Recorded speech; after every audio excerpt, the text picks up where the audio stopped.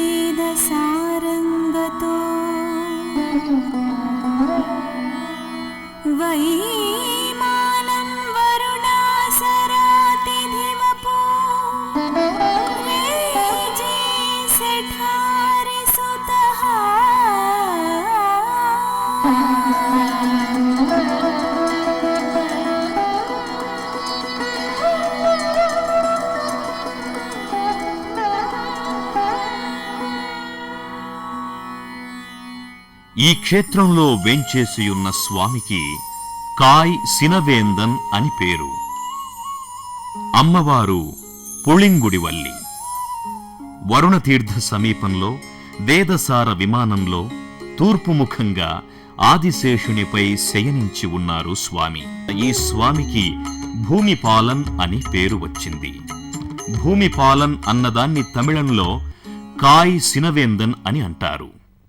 నమ్మాళ్వార్లు ఈ పేరుతోనే స్వామిని పిలుస్తారు.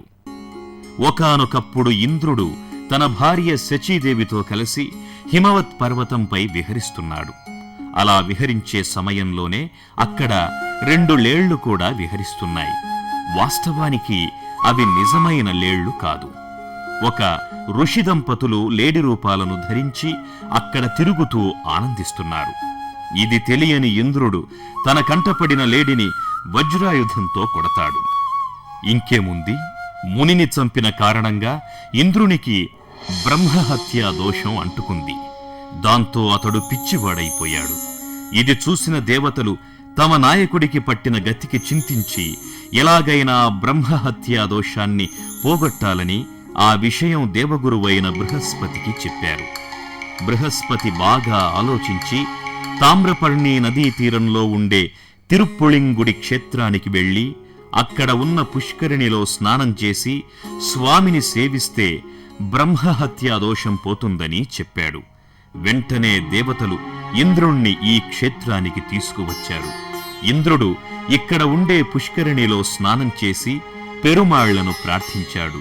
స్వామి ప్రసన్నుడై ఇంద్రుని బ్రహ్మహత్యా దోషాన్ని పోగొట్టాడు. ఇలా శాప విముక్తుడైన ఇంద్రుడు ఈ క్షేత్రంలో యజ్ఞం చేయాలని సంకల్పించాడు. అతడు యజ్ఞం ప్రారంభించగానే ఒక రాక్షసుడు వచ్చి ధ్వంసం చేయసాగాడు.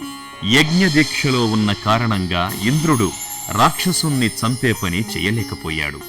దాంతో ఇంద్రుడు పెరుమాళ్లను ప్రార్థించాడు. పెరుమాళ్లు ఆ రాక్షసుణ్ణి తలనరికి చంపేశారు. ఇంతలో దేవలోకం నుంచి ఒక దివ్య విమానం వచ్చింది. చనిపోయిన రాక్షసుడి శరీరం నుంచి ఒక దివ్య జ్యోతి వచ్చి ఆ విమానంలో కూర్చొని దేవలోకానికి ప్రయాణమయ్యింది. ఇది చూసి అందరూ ఆశ్చర్యపడుతుంటే ఆ రాక్షసుడు తన పూర్వజన్మ గాథను ఇలా చెప్పసాగాడు. ఇంద్ర, పూర్వజన్మలో నేను యజ్ఞశర్మ అనే గృహస్థ బ్రాహ్మణుడను. వశిష్ఠుని కుమారుల సహాయంతో ఒక యజ్ఞాన్ని చేశాను. కాని వారికి ఇవ్వవలసిన దక్షిణను ఇవ్వలేదు. దానికి నా లోభగుణమే కారణం. దక్షిణ సరిగా ఇవ్వని కారణంగా నేను చేసిన యజ్ఞం మంచి ఫలితాన్ని ఇవ్వలేదు. అంతేకాదు, యజ్ఞం చేయించిన వశిష్ఠ పుత్రులు యజ్ఞం చేయించుకొని సరైన దక్షిణ ఇవ్వకుండా మమ్మల్ని వంచావు గనుక నువ్వు రాక్షసుడవైపో అని శపించారు. అలా శపించేటప్పటికీ నేను చాలా భయపడ్డాను. అసలే చేసిన యజ్ఞం సత్ఫలితాన్ని ఇవ్వలేదు. అంతేకాకుండా ఈ శాపం ఒకటి, ఇదంతా నా లోభగుణం వల్ల వచ్చింది కదా అని చింతించి వశిష్ఠపుత్రుల పాదాలపై పడ్డాను. వారు నా మీద జాలిపడి శాప విమోచనాన్ని ఇలా చెప్పారు. యజ్ఞశర్మ, ఇకనైనా నీ లోభగుణాన్ని విడిచిపెట్టు. దక్షిణలేని యజ్ఞం సత్ఫలితాన్ని ఇవ్వదు సరికదా, కీడునే కలిగిస్తుంది. నువ్వు దక్షిణ ఇవ్వక ఈ పరిస్థితిని కొని తెచ్చుకున్నావు. సరే, నువ్వు ఇక్కడ నుంచి బయలుదేరి తామ్రపర్ణి నదీ తీరానికి వెళ్ళు. ఆ ప్రాంతం శ్రీహరికి చాలా ప్రియమైనది. అక్కడ స్వామిని సేవిస్తూ ఉండు. కొంతకాలానికి ఇంద్రుడు అక్కడ ఒక యాగం చేస్తాడు. అప్పుడు నీకు శాప విమోచనం కలుగుతుంది. శ్రీహరి చేతిలో నీ రాక్షస రూపాన్ని పోగొట్టుకుని దేవలోకానికి చేరుతావు అని చెప్పారు. ఆ తరువాత కథ మీకు తెలిసిందే కదా అని చెప్పి దేవలోకానికి అతడు ప్రయాణమైపోయాడు. ఈ స్వామిని సేవించిన నమ్మాళ్వార్లు, స్వామి, నువ్వు ఇక్కడ ఎప్పుడు శయనించావు గాని ఇప్పటి వరకు లేచినట్లు లేదే. నీ శరీరం అంతా అలసిపోయేటట్లు పవళించి ఉన్నావే. ఒక్కసారి లేచి కూర్చోవయ్యా. మా ఈ సంసారులందరూ నీ పాదాలపై పడి నిన్ను స్తోత్రం చేస్తారు అంటూ ప్రార్థిస్తారు. ఇలాంటివే ఎన్నో ఐతిహ్యాలు ఉన్నాయి. ఈ క్షేత్ర స్వామిని నమ్మాళ్వార్లు 11 పాశురాలలో కీర్తిస్తారు. తిరుప్పుళింగుడిలో వేంచేసియున్న స్వామి, లక్ష్మీనారాయణులైన మీ దయకు మేము పాత్రులం కదా. కనుకనే నీవు వేంచేసిన ఆలయాలకు వెళ్లి నిమ్ము దర్శించుకోగలుగుతున్నాం. ఒక్కసారి లేచి నీ కటాక్ష వీక్షణాన్ని మాపై ప్రసరింపచేయుమయ్యా అంటూ ప్రార్థించే ఈ పాటను వినండి. பண்டலாலே நின் திருவருடம் பங்கையத்தாள் திருவருடம் கொண்டு நின் கோயில் சீர்த்தி பல்படிகாள் உடுபடிபடி வந்த ஆட்செய்யம் தொண்டரோர் கழி சோதிவாய் திறந்தி உன் தாமர கண்களால் நோக்காய் தென்னிறப்புறங்கள் தன்பன சூழ்ந்த திருப்புலங்குடி கிடந்தானே. భగవద్ రామాంజుల వారి దివ్యదేశ సంచారయాత్ర దివ్యరథం శ్రీ వైష్ణవ దివ్యదేశమైన తిరుప్పుళియంగుడి క్షేత్రానికి చేరుకున్న సంచారయాత్ర దివ్యరథాన్ని చూసిన భక్తులు అందులో కొలువైన శ్రీవారిని, భగవద్ రామాంజుల వారిని దర్శించుకొని వారి కృపా కటాక్ష వీక్షణాలకు పాత్రులయ్యారు. త్రిదండధారిణే నమః, సాధు సుకుమారమూర్తయే నమః, శ్రీ श्रीभाष्यकाराय नमः स्वामी वेदान्तमूर्तये नमः श्रीजगद्गुरवे नमः श्रीमते रामानुजाय नमः त्रिदण्डधारिणे नमः साधु सुकुमारमूर्तये नमः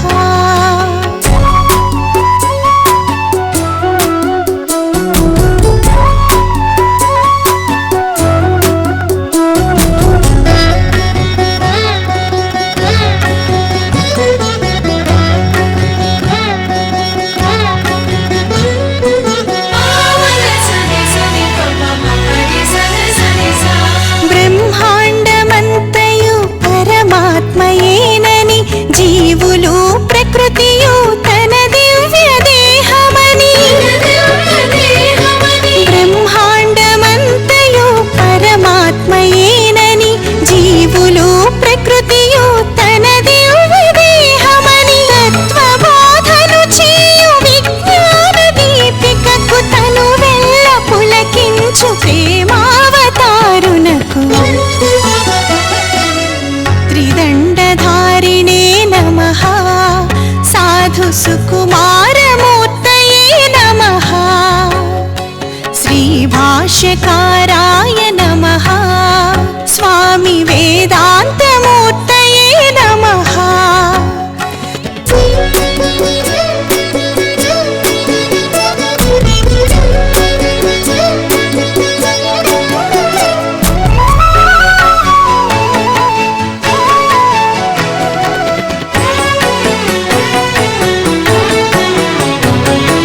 పరమ పావనమైన అష్టాక్షరిని చాటి పరులహితమును కోర పరమాత్మ మెచ్చునని పరమ పావనమైన అష్టాక్షరిని చాటి పరులహితమును కోర పరమాత్మ మెచ్చునని వైష్ణవాచార్యులే పలుకు శ్రీ సూక్తులకు ప్రేమానురాగాల కలగల్పు వేల్పునకు त्रिदण्डधारिणे नमः साधु सुकुमारमूर्तये नमः श्रीभाष्यकाराय नमः स्वामी वेदान्तमूर्तये नमः హైందవ సమాజ పునరుద్ధరణకు విశిష్టాద్వైత సిద్ధాంత వ్యాప్తికి ఇతోధికంగా కృషి చేసిన వారిలో అగ్రగణ్యులు భగవద్ రామానుజుల వారు. సహస్రాబ్ది ఉత్సవాలలో భాగంగా భగవద్ రామానుజుల వారి దివ్యదేశ సంచారయాత్ర దివ్యరథం తిరుక్కుళందై అనే శ్రీ వైష్ణవ దివ్యదేశానికి చేరుకుంది. తిరుక్కుళందై నవ తిరుపతులలో ఈ తిరుక్కుళందై క్షేత్రం ఒకటి. ప్రస్తుతం దీన్ని పెరుంకుళం అని పిలుస్తారు. నవ తిరుపతులు నవగ్రహ దోషాలను పోగొట్టే దివ్య క్షేత్రాలు. ఇందులో ఇది శనైశ్చర అంటే శని దోషాన్ని పోగొట్టే దివ్యక్షేత్రం. ఇక్కడికి వచ్చి ఈ స్వామికి అభిషేకం చేయించి పూజించిన వారికి శని దోషం ఉండదని భక్తుల విశ్వాసం. ఇలాంటి ఈ క్షేత్రాన్ని పెద్దలు ఇలా కీర్తిస్తారు.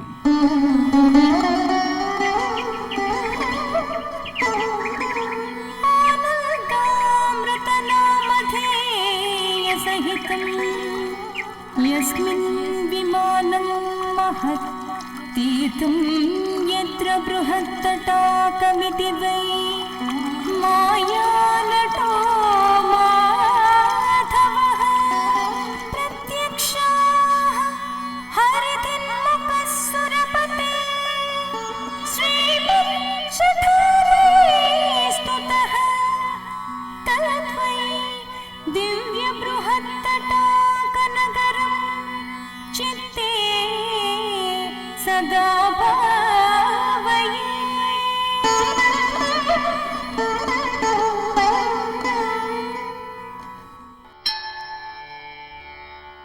ఈ క్షేత్ర స్వామికి వేంగడవన్ అని పేరు. ఉత్సవమూర్తిని మాయక్కూత్తన్ అని అంటారు. అమ్మవారు కుళందవల్లి. పెద్ద పుష్కరిణీ తీరంలో ఆనంద నిలయ విమానంలో తూర్పుముఖంగా నిలుచొని భక్తులను అనుగ్రహించే ఈ స్వామి బృహస్పతికి ప్రత్యక్షం. ఈ దివ్యదేశ గాథను తెలుసుకుందాం. తులవిల్లి మంగళం అనే క్షేత్రాన్ని విని ఉన్నాం కదా. ఈ క్షేత్రం ఉండే ప్రాంతానికి తటాకవనం అని పేరు. ఆ తటాకవనంలో వేదసారుడు అనే బ్రాహ్మణుడు ఉండేవాడు. ఆయన భార్య కుముదవల్లి. చాలా కాలం పాటు వారికి సంతానం కలుగలేదు. దాంతో వారు ఈ క్షేత్రంలో ఉండే స్వామిని భక్తి శ్రద్ధలతో ఆరాధిస్తూ తమకు సంతానం ప్రసాదించమని ప్రార్థించేవారు. కొంతకాలానికి వారి ప్రార్థన ఫలించి వారికి ఒక కూతురు పుట్టింది. లేక పుట్టిన ఆ కుమార్తెకు కమలావతి అనే పేరు పెట్టి అల్లారు ముద్దుగా పెంచుకుంటున్నారు ఆ దంపతులు. కమలావతి చిన్నతనం నుంచి శ్రీహరియందు ఎంతో భక్తి కలిగి ఉండేది. వయస్సు పెరిగే కొద్దీ ఆ భక్తి ప్రేమగా మారి శ్రీమన్నారాయణుని తప్ప మరెవ్వరినీ వివాహం చేసుకోను అనేంతవరకు వచ్చింది. ఆమెకు శ్రీహరి యందుండే ప్రేమను తెలియని తల్లిదండ్రులు, బంధువులు ఏదో చిన్నపిల్ల తెలియక అలా అంటుంది, ఈమెమిటి శ్రీహరిని పెళ్లి చేసుకోవడమేమిటి అంటూ ఆమెకు ఏవేవో సంబంధాలు చూడసాగారు. ఇది చూసి కమలావతి కలవరపడింది. ఈ బంధువులంతా కలిసి బలవంతాన నన్ను ఎవరికైనా ఇచ్చి పెళ్లి చేసేస్తారేమో అని భయపడి శ్రీమన్నారాయణుని గురించి తపస్సు చేయడం ప్రారంభించింది. ఆమెకు తనపై గల ప్రేమను తెలుసుకున్న స్వామి ఒక శ్రీ వైష్ణవుని వేషంలో ఆమెకు కనిపించి, ఇంత చిన్న వయసులో నువ్వు తపస్సెందుకు చేస్తున్నావు? ఏం కోరి ఈ తపస్సు అని అడిగాడు. ఆమె జరిగిందంతా చెప్పి, నేను శ్రీమన్నారాయణుని తప్ప వేరెవ్వరినీ వివాహం చేసుకోను అని ఖండితంగా చెప్పేసింది. ఆ మాటకు భగవానుడు సంతోషించి వెంటనే అక్కడికక్కడే ఆమెను వివాహం చేసుకున్నాడు. వివాహం అవడంతోటే ఆమె కౌస్తుభమణితో పాటు శ్రీహరి వక్షస్థలంలో చేరిపోయింది. ఇదిలా ఉండగా వేదసారుడికి కమలావతి తరువాత కొంతమంది కుమారులు కూడా కలిగారు. ఒకనాడు వేదసారుడి భార్య కుముదవల్లి స్నానం చెయ్యడానికని చెరువుకు వెళ్ళింది. ఆమె తటాకంలో స్నానం చేసి తిరిగి వస్తూ ఉండగా అసమశరుడు అనే రాక్షసుడు ఆమెను అపహరించుకుపోయాడు. వాడు 1000 మంది స్త్రీలను వివాహం చేసుకోవాలి అనుకున్నాడు. అలా అనుకొని బలవంతంగా స్త్రీలను అపహరిస్తూ అప్పటికే 998 మందిని పెళ్లాడేశాడు. ఈమె 999వది. ఇంకెలాగూ ఒక్కతే కదా కావలసింది, ఆమెను కూడా సంపాదించాక ఇద్దరినీ కలిపి ఒకేసారి పెళ్లాడేస్తాను అనుకుంటూ కుముదవల్లిని హిమాలయ పర్వతాల్లో ఒక గుహలో దాచి 1000వ స్త్రీని వెదకడానికై బయలుదేరాడు. ఇలా ఉండగా స్నానానికని వెళ్లిన తన భార్య ఎంతకూ రాకపోవడం చూసి వేదసారుడు చాలా కంగారు పడ్డాడు. తన భార్య ఎక్కడికి వెళ్లి ఉంటుంది అని చాలాసేపు ఆలోచించాడు. చివరికి ఆమెను అసమశరుడు అనే రాక్షసుడు ఎత్తుకుపోయినట్లు తెలిసి విలపించాడు. ఈ కష్టం నుంచి తనను తన భార్యను రక్షించగలవాడు ఆ స్వామి తప్ప ఇంకెవరూ లేరని వేంగడవన్ పెరుమాళ్లను ప్రార్థించాడు. భగవానుడు సుప్రసన్నుడై, భయపడకు, నీ భార్యను తెచ్చి ఇస్తానని మాట ఇచ్చి వెంటనే గరుడ వాహనం మీద హిమాలయాలకు వెళ్లి అక్కడ గుహలో ఉండే కుముదవల్లిని తెచ్చి వేదసారుడికి ఇచ్చేశాడు. వేదసారుడు సంతోషించి భార్యతో తన ఇంటికి వెళ్ళిపోయాడు. ఇక్కడ రాక్షసుడు మరొక స్త్రీని చెరబట్టి తీసుకొచ్చాడు. ఆమెను కూడా ఇంతకుముందు కుముదవల్లిని దాచిన గుహలోనే దాచబోయాడు. అక్కడ చూస్తే ఇంకేముంది, కుముదవల్లి లేదు. దాంతో రాక్షసుడు అగ్రహోదగ్రుడయ్యాడు. జరిగిందంతా తెలిసికొని తిరుక్కుళందై క్షేత్రానికి వచ్చి పెరుమాళ్లతో యుద్ధానికి సిద్ధపడ్డాడు. పెరుమాళ్లకు చాలా కోపం వచ్చింది. వెంటనే తన ఖడ్గంతో వాడి 2 కాళ్ళు నరికేశాడు. అయినా వాడు యుద్ధం చేస్తూనే ఉన్నాడు. ఇక లాభం లేదని సుదర్శనాయుధంతో వాడి తల కాస్తా త్రుంచేశాడు. పూర్వం హిరణ్యకశిపుణ్ణి చంపిన తరువాత నరసింహస్వామి కోపం చాలా కాలం వరకు తగ్గలేదు. అందుకు కారణం హిరణ్యకశిపుడు తన భక్తుడైన ప్రహ్లాదుణ్ణి బాధించడమే. అలానే ఈనాడు తన భక్తులైన వేదసార దంపతుల్ని బాధించిన అసమశరుడి మీద కోపం వాణ్ణి చంపినా తగ్గక వాడి తలను చేతపట్టుకొని వాడి శరీరం మీద నుంచి ఒకనాడు కాళీయుని పడగలపై నాట్యం చేసినట్లు నాట్యం చేయసాగాడు స్వామి. అతి భయంకరం అమంగళకరమైన ఆ నాట్యాన్ని చూసిన వారందరూ చాలా భయపడిపోయారు. వెంటనే వారు గంగాజలాన్ని తెచ్చి స్వామివారిని అభిషేకించారు. దాంతో స్వామి శాంతించాడు. ఇలా నాట్యం చేయడం చేత స్వామివారికి మాయకూత్తన్ అనే పేరొచ్చింది. మాయకూత్తన్ అంటే మాయా నటుడు అని అర్థం. రాక్షసుడు అపహరించిన కుముదవల్లిని తిరిగి తీసుకుని వచ్చే ప్రయత్నంలో తనకు సహకరించిన గరుత్మంతుని గౌరవించి తనతో సమానంగా తన పక్కన స్థానమిచ్చాడు స్వామి. కనుకనే ఇక్కడ గరుడాళ్వార్లు స్వామి ప్రక్కనే ఉంటారు. ఈ స్వామిని నమ్మి అన్నింటినీ పోగొట్టుకొని సాటివారిలో బేలనైపోయానే అంటూ పరవశంతో నమ్మాళ్వార్లు పాడే ఈ పాటను వినండి. கூடச் சென்னேன் என் கொடுக்கேன் போல்வள நெஞ்ச துடக்கமெல்லாம் பாடத்துடைய இழந்தவளைகள் பல்வரையார் முன் பரிசெழிந்தேன் மாடக்குடி மதில் தென்குடந்தை வன்குடபால் நின்ன மாயக்கூத்தன் ஆடல் பரவ இயற்சவில் போல் ஆழிவரவனையாதரித்தே. తిరుక్కుళందై దివ్యక్షేత్రానికి వచ్చిన దివ్యరథంలో శ్రీనివాసుడు కొలువయుండగా స్వామివారి ముందు ముఖళిత హస్తాలతో ఆసీనులైన భగవద్ రామాంజుల వారు అశేష భక్తజనులకు దివ్య దర్శనాన్ని కల్పించారు. గతులన్నీ కిలమైన కలియోగమంబును గతితడే చూపే. గతులన్నీ కిలమైన కలియోగమందును గతితడే చూపే ఘన గురు దైవము. గతులన్నీ కిలమైన కలియోగమందును గతితడే చూపే ఘన గురు దైవము. గతులన్నీ కిలమైన కలియుగమందును గతితడే చూపే. గతితడే చూపే.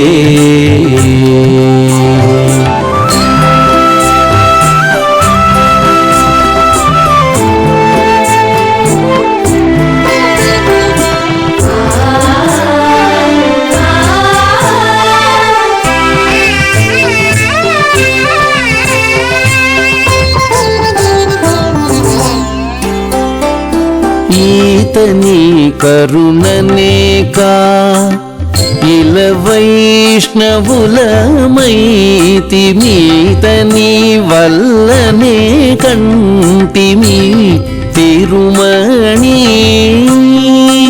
ఈతని కరుణనేకా ఇల వైష్ణవులమైతిమీతని వల్లనే కంటిమి తిరుమణి.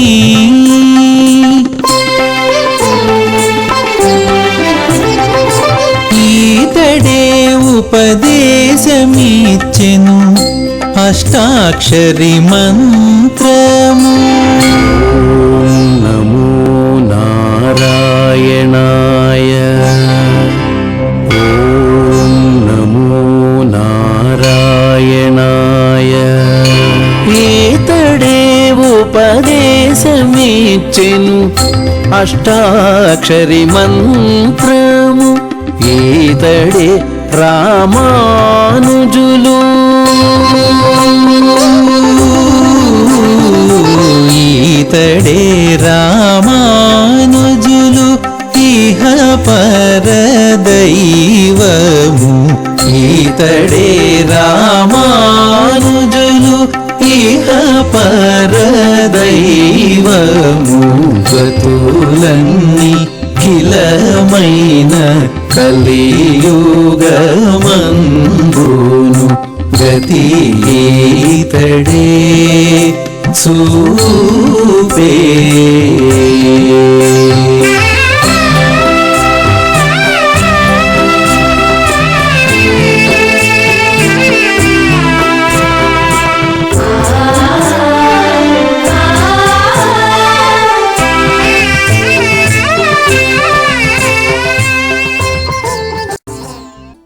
చూశారు కదా, అడుగడుగునా అశేష భక్తజనులకు దివ్య దర్శనాన్నిస్తూ శ్రీ వైష్ణవ దివ్యదేశాలను సందర్శిస్తూ ముందుకు సాగిపోతున్న అవతార పురుషులైన భగవద్ రామానుజుల వారి దివ్యదేశ సంచారయాత్ర విశేషాలను.